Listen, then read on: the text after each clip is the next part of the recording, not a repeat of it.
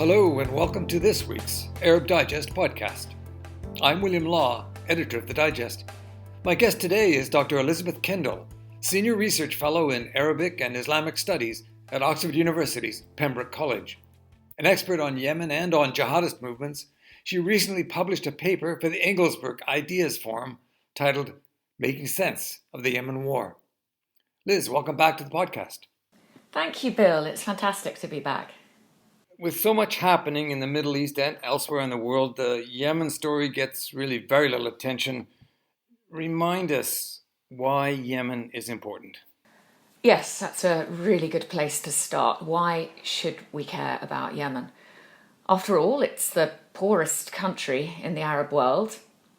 It doesn't have that much oil relative to others. And I guess unlike Middle East countries that are also in the throes of civil war, like Syria or Libya, it doesn't have easy access to the Mediterranean, so we're not seeing Yemeni refugees show up in Europe. There probably are some policymakers who wonder why we should even care. But I think the arguments are fairly obvious. Let's run through them anyway. The main one would be the moral one, the humanitarian one, but there's also very strong geostrategic arguments. That would be trade and security. So, first of all, no one can be unaware by now that there is a massive humanitarian crisis in Yemen. About 80% of Yemenis need humanitarian assistance, and that's 24 million people.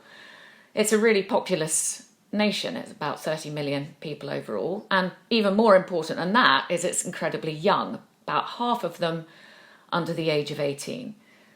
Add to that, there are 10 million starving, 3 million displaced. Actually, over 80,000 children, I think the figure is, have starved to death. There have been over 2 million cases of cholera. The economy is collapsing. I could go on. But clearly, there's a huge need for the international community to start paying attention and get on with helping to do something about it. And then the other argument, just look where it is on a map. Yemen is down there on the corner of where the Bab el-Mandab water strait goes up to the Red Sea. So it's all important access to the Red Sea for shipping. And it has about 2,000 kilometres of coastline. But on the other borders, it's bordering our allies. Saudi Arabia to the north, about 1,500 kilometres. To the east, Oman, 300 kilometres. We do not want overspill into these two allies of ours, and that's already starting to happen, certainly on the Saudi border. Add to that the security importance. We've got conflicting interests playing out in Yemen. I guess most obviously that would be Iran versus Saudi Arabia, the so-called Sunni-Shi'i war, the sectarian war that a lot of commentators talk about. Of course, it's much more than that. And so, just putting it all together, you've got millions of starving, angry people in a geostrategically important location, maybe throw in a history of militant jihad, and that's why Yemen matters. That's why we should worry. Now, in our last podcast with you, which was a very successful podcast, I think it's one of our top-ranked podcasts, so I thank you for that. But that was on the 31st of July, you spoke about how the tensions spiraled into war. But where do things stand now? Various agreements hailed as breakthroughs, the Stockholm Agreement in 2018, Riyadh Agreement 2019. They don't seem to have achieved very much. Is peace any closer? Is peace any closer? No, not really. I mean, a super quick recap of where we are.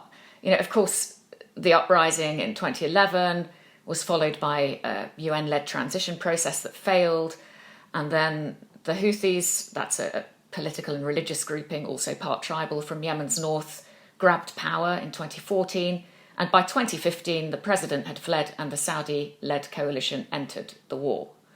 So 5.5 years later, now, the war is still raging. And yes, we've had some agreements, but actually we now have about 40 front lines in the war. That's more than at any other time. So the two agreements that you've mentioned Stockholm in 2018 and Riyadh in 2019 were actually between different sides. And that's a quite good indication of how the war could easily fragment. In very simple terms, there are three power blocks.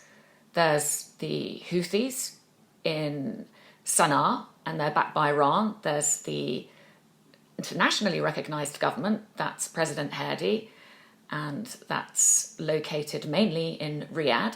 And then there's another group, the Southern Transitional Council. These are separatists in the south of Yemen, in Aden, and they're backed mainly by the UAE. So all of these warring sides, these are just the main warring sides, have come to some kind of agreement. Stockholm Agreement in 2018 hasn't worked out. It was really exciting at the time because it was the first time for a couple of years that the two main warring sides, the Houthis and the government, had managed to meet at all.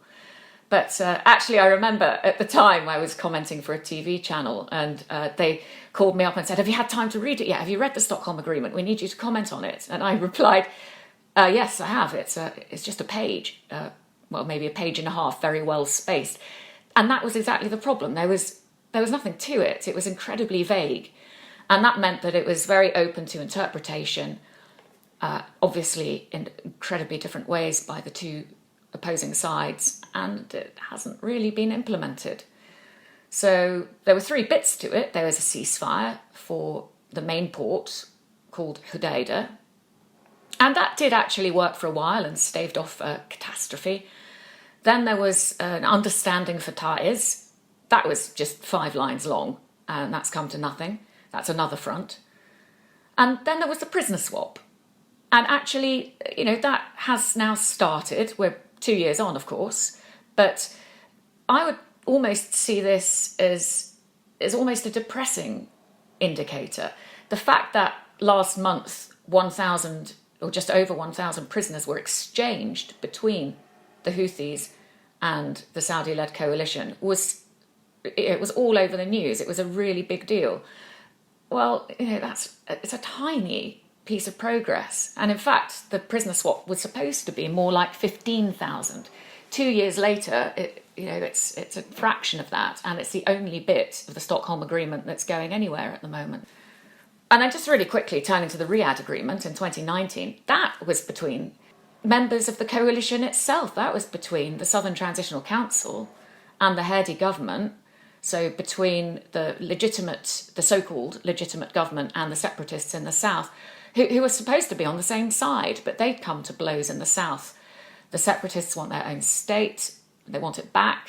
They did have one until 1990. But that really hasn't gone anywhere either. There are still clashes in the south. And in fact, this week saw the fiercest fighting in the south for months between the governments and the secessionists. So it's just papering over some very fundamental differences, which the Riyadh Agreement really just kicked down the road. It didn't solve anything. Peace, I think, is still a very long way away. I don't know if you watched the UN Security Council briefing last week, but it was probably the most depressing yet. And yet it just feels like it's on constant replay. Well, we're nearly there, but we're not there. The envoy's been shuttling for months, and still there's no agreement on the joint declaration that he's trying to broker between the warring sides. I think it might just end by mentioning the World Food Programme Director David Beasley's comment, where he just said, "We are on a countdown to catastrophe." And I think that might be true. On the 16th of November, there were reports the Saudis would sign a UN proposal for a nationwide ceasefire if the Houthis agreed to a buffer zone along the Saudi border. You mentioned that's a very long border. What do you make of that? And dare we hope that a ceasefire could be on the verge of happening? I don't know the extent of the veracity of the rumours. I think they came out in Reuters of this Saudi Houthi potential agreement. But it would make sense. It would certainly make sense for the Saudis and the Houthis to be negotiating for such a buffer zone. And I think in return, the Saudis were going to ease somewhat the blockade. I think for Saudi, it would make sense because, the war hasn't gone well. They had 3 publicly stated war aims. They wanted to contain Iran, to restore the Hadi government and prevent Yemen from fragmenting, and also to safeguard their own southern border. None of those things have happened. It might well be looking for a way out of the war, hence these potential negotiations. I think there'd be 3 reasons for that. A, Iran's influence has increased, not decreased. So, the sooner they make peace with the Houthis and pull them out of the orbit of Iran, the better. B, it's been really costly, this war. And that's at a time when the economy is now in trouble. There's been a double hit, not only flagging oil prices, but also the pandemic. And then C, let's not forget, it's possible that Saudi might start to lose US support under the imminent Biden administration. It's definitely more hostile towards Saudi. It's called a pariah state. On the Houthi side as well, you've got to assume that many Houthis have to be sick of war. They've been actually at war since 2004, on and off. Conditions are appalling in many of their areas. And they too might be worrying about the looming threats of, a foreign terrorist designation by the Trump administration before it leaves office. That's been threatened. So they probably need to focus their attention on making a deal while they still can. But I think it's worth just remembering it's not always about logic. And sometimes we forget that. It's actually about emotions. It's about honour, shame, revenge. And the Houthis, having been at war now for on and off for about 16 years, it's become a way of life. And yes, sure, there will be moderates who want to make peace, but there'll also be hardliners. Some are sick of it, but others are invested in it. And that's really not easy to change. Mm. Yeah, you mentioned the story that's swirling around that President Trump may decide that the Houthis are a terrorist organization. I mean, if he does that, that surely is going to make an already fiendishly complicated, difficult situation just that much more difficult and complicated. I think that's right, Bill. I don't think it would be helpful right now to designate the Houthis as a foreign terrorist organisation, although I can perfectly well see what the arguments for doing that would be. For example, the Houthis have a supremacist ideology. They say that only Saada, these are descendants of the Prophet Muhammad, have the right to rule. Well, that is going to alienate many of the other stakeholders in Yemen straight off the bat. And then right now, the hardliners within the Houthis seem to be predominating. They've had a string of military successes. They're actually ambitious still to rule all of Yemen, although the moderates not so. And their propaganda, it's become increasingly more aggressive. I actually had a few messages from Yemenis recently when they were celebrating the Prophet's birthday in the Houthi territories, and they said, this is almost like the Houthi leader is claiming to be speaking with the voice of God. It's never looked so Shiite, and the growing sectarianism is worrying. Plus, the Houthis have a repressive police state. They target journalists, they target women, and the anti-corruption claim that they rode to power on, partially, is just blatantly fantastical. They've been enriching themselves, they use food as a weapon. So, yes, for sure, it's tempting to designate them as a terrorist organisation. The problem is, they do rule territory in which about 2/3 of Yemen's population lives. And so we have to be able to talk to them. Having them designated terrorists would massively impede the ability to hold consultations, peace talks, and also probably put an end to humanitarian organisations being able to get aid and food in. And actually, in those Houthi territories is where it's most needed. So, on balance, I'd say it's a bad idea. Now, you mentioned that this is a very young population, and that's really, in all of the tragedies of this war, that may be the greatest and longest lasting, is that really what you call a lost generation of youth. talk about that a little bit and what it means for the people and the country. Yes, it's so important not to forget the generation of youth, because ultimately this is the future of Yemen. So while we're all stuck in what's happening right now and there are so many fires to put out right now, we really should be thinking ahead. And I mean, imagine if you're a 15-year-old kid, you've only known war since you were 9 years old. That's your most formative time. You've had little or no schooling. What are you going to be able to do? Your future is going to be most suited to joining a militia, perhaps smuggling, getting in on organised crime and the war economy. There are 2 million kids, over 2 million kids out of school. And then you have to think that the schools that are left, well, there's a lot of rote learning. The education curriculum is weak. Teachers haven't been paid for months.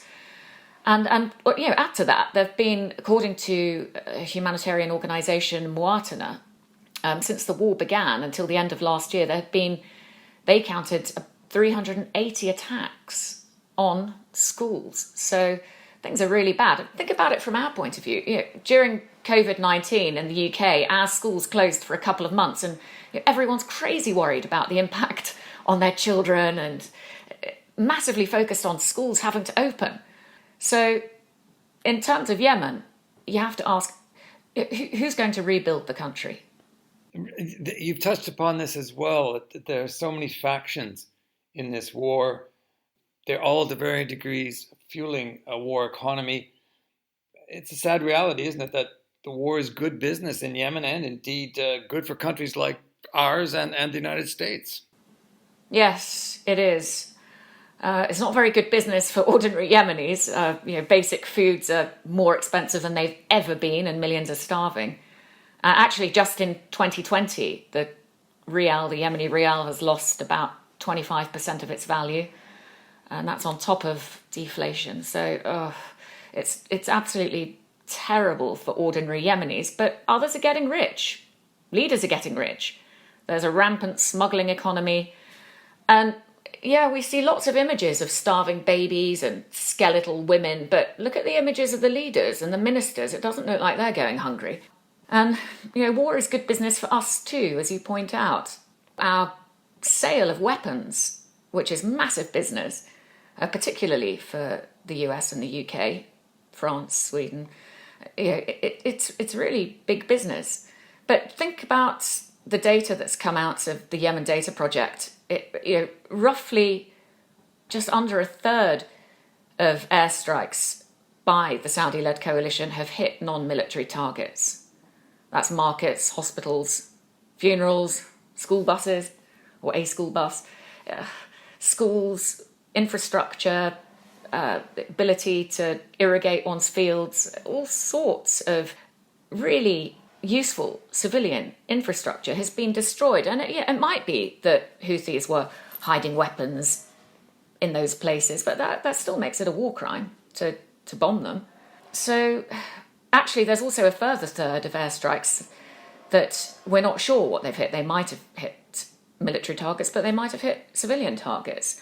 And then a third have been right on target on military targets.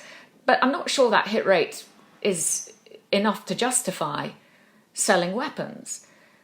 They might well hit civilians if such a thing as selling weapons can ever be justified. Now, in the UK, we've been looking at this in the High Court, and for a while, new licenses had been suspended. But this summer, our government finished an investigation into itself and concluded that there was no pattern of violations and that the arms sales could continue as usual. That's quite controversial because the United Nations panel of experts has actually found violations in every single one of its last 5 reports. Violations not just by the Houthis, but by the Saudi-led coalition. So I would have thought that constitutes a pattern. And similarly, in the US, Congress did actually vote to end US military support to Saudi, and weapons sales are very controversial there too, but Trump vetoed it in 2019. And perhaps I'll just end by saying, with the looming G20 summit, I saw that Oxfam brought out a very interesting report a couple of days ago where they said that, or they pointed out that G20 members have, since the war started, the international war started in 2015, they've sold $17 billion worth of arms to Saudi. And that equates to about 3 times the amount given in aid. So on the one hand we give, on the other hand we take away. And you've touched on this as well, that so much of Yemen's infrastructure has been damaged or destroyed. Health issues are enormous. There's food insecurity. There's actual starvation. The epidemics, the cholera epidemic, and of course COVID-19, the health system and hospitals utterly overwhelmed. How long do you think before rebuilding can begin, and what sort of efforts from the international community are required? Presumably they're enormous efforts, but in the meantime we've got this war that keeps on and on. Yes, the problem here is that one can't really wait until the war ends in order to rebuild, because people need to get on with their lives. They need to have a future. They need to have aspirations that can be fulfilled, because if that doesn't happen, then no one has any reason to end the war. It just becomes perpetuated. And there are some initiatives that are taking place at a grassroots level, and they're really important. I would probably single out projects for women's empowerment. And there are small projects going on all over Yemen. In fact, even the UN is talking to groups of women on a regular basis to try to get them more involved in the peace process. And there are smaller projects to help women have more of a say in the social and political structures around them. I've actually had a little hand in a project like that in the far east of Yemen with a charity that I chair. We tried to start a women's newspaper and give women a voice that they could contribute to the community. But it was quite interesting, actually, when we started out and I had a meeting with these women in the coastal capital of Al-Ghaida. One of the first things they said to me is, "Doctora, we don't want to be like you," which slightly took me aback. But what they meant was, don't make us into Westerners who have career plans and ambitions like straight off the bat and writing about political things and terrorism. What they really meant was, we've got our own sets of priorities and our own concerns. And, I said, absolutely, that's absolutely what's going to happen. You're going to dictate what you want to do and hopefully contribute that voice to society. So what really took me aback was how opinionated they were in a good way, and how confident and how much they wanted to contribute. So I do think there's some hope there, even though that's a tiny microcosmic example. But what I would say is that COVID has, the whole pandemic has focused Western minds on doing something in Yemen, perhaps a bit more than it had before, because of course with infrastructure bombed out, with the population weakened, it could be that COVID runs havoc with Yemen, and it's given everyone something to grab hold of. Aid it's almost like a prop when you can't be politically bold enough to make really strong pressure drives to solve the conflict. Then you talk about aid. Sometimes it feels like this is what our government does. It's saying, isn't the conflict in Yemen terrible? But look, we're giving all this aid. And it becomes like a sticking plaster, a band-aid on a gushing wound. I'll just leave you with a little anecdote on that. It's just sprung to mind, which is when the whole pandemic broke and so many people came out and made statements about poor old Yemen and how dreadful it was going to be. They said, these messages were saying things along the lines of, look, we've suffered airstrikes, starvation, water shortage, cyclones, floods, cholera, diphtheria, polio, foreign occupation, displacement, terrorist attacks. And suddenly you're all worried because we're not wearing masks and we're not keeping 2 meters apart. It just really makes you think, doesn't it? Yeah, it does indeed. And you're so right about the women in Yemen that I've met are very determined, opinionated, as you say, and I think very important to be part of the process that moves towards peace. Uh, I want to ask you about Joe Biden, president-elect.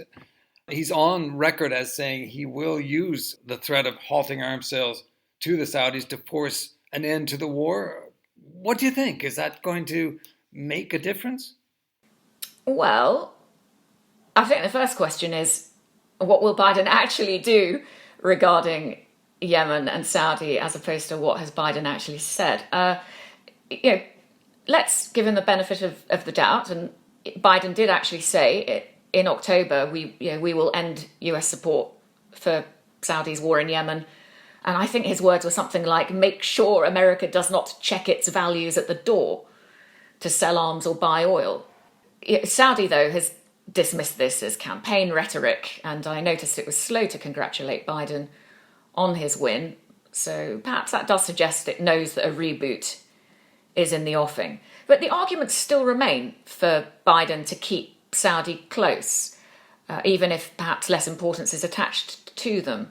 If Saudi it's an ally against Iran, it's a big spender on arms, so that would hurt. It's a partner on intelligence. That said, I do believe that a Democrat administration cannot overlook the repression. Women activists have been locked up by Saudi, critics have been harassed or bumped off, and the weapons that are sold to Saudi have killed civilians in Yemen. There's no getting away from that. So I think he might end arms sales. He might. Would that then end the war? No. It wouldn't end the war any more than ending Iranian support for the Houthis would stop the Houthis from fighting. But it sure would send a strong message. And, if nothing else, it shows the world is looking at your targeting and we don't condone it. And this is the kind of pressure we're now going to put on you to hopefully help incentivize the compromises that will need to be made in order for first a ceasefire and then hopefully eventually peace to be rolled out in Yemen. Yes, and perhaps it'll cause a bit of a reset here with our government in terms of sales of weapons to the Saudis. And finally, I want to ask you, because the last time we had you on the podcast, you talked about the battle between Al-Qaeda in the Arabian Peninsula and ISIS.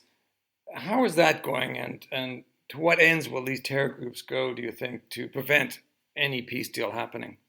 Well, Al-Qaeda and ISIS have been hugely degraded, particularly of late. Actually, since we last spoke, they suffered an extensive campaign against them in August, and we're not hearing very much from them since then. So they're down, but they're not out, let's put it like that. And keeping them down is going to be the challenge. I think it's always worth remembering that they profit from war, they profit from strife, they profit from failed or failing states. And so, just to take it back, if the war were to flare up across Yemen and fragment more than it is, I think they could squeeze into that gap again. I think it was really interesting that Al-Qaeda in particular was able to get on such a roll with the war early on. Its narrative was perfectly slotted into the war narrative. It fitted the political battle to its religious one. It was, instead of a territorial dispute, it became a dispute between northern infidels and southern Sunni believers, Shiites versus Sunnis. Economically, it scored a lot of benefit from the Saudi blockade because it was able to organise along the coastline that it had started to control in 2015 and 2016, massive imports of desired food and oil products, which enriched it, and it slipped into the vacuum left by governments. All right, that heyday is over, but it took an extraordinary amount of effort to uproot Al-Qaeda. And so to keep them uprooted and to keep ISIS at bay, we're going to have to do a much better job of addressing the underlying concerns of people that have enabled these groups to be tolerated, shall we say. We have to create opportunities. We have to encourage aspirations. and actually also ensure that those aspirations have a chance of being fulfilled, some kind of meritocracy. Because if the state and we, the international community, do leave a vacuum and don't start helping to rebuild Yemen and listening to some of the voices of genuine people around Yemen, then these extremist groups will slip straight back in. And then the fight starts all over again. Yes, you underline the importance of getting a ceasefire and beginning that process towards peace. Liz, thank you so much. You are extremely welcome. Thank you again for thinking about Yemen. Please, can all your listeners keep thinking about Yemen, because it's not going away anytime soon. You've been listening to the Arab Digest podcast. My guest today was Dr. Elisabeth Kendall, Senior Research Fellow in Arabic and Islamic Studies at Oxford University's Pembroke College. We welcome your comments. If you're not already a member and you want to join the club, you can find out how by going to arabdigest.org.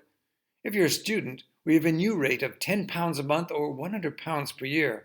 And for academics and retirees, we are now offering a rate that amounts to a 70% discount. Check it out on arabdigest.org and follow us on Facebook, Twitter, and LinkedIn. I'm William Law, editor of the Arab Digest, essential reading from independent sources.